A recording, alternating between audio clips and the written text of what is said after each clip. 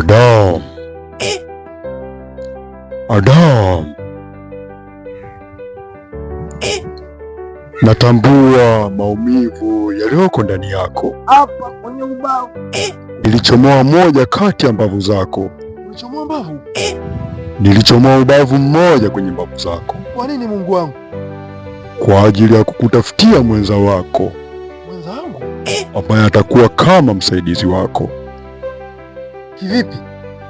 Yaani huyo atakuwa msaidizi wako, yaani kama mke wako. Mke wangu?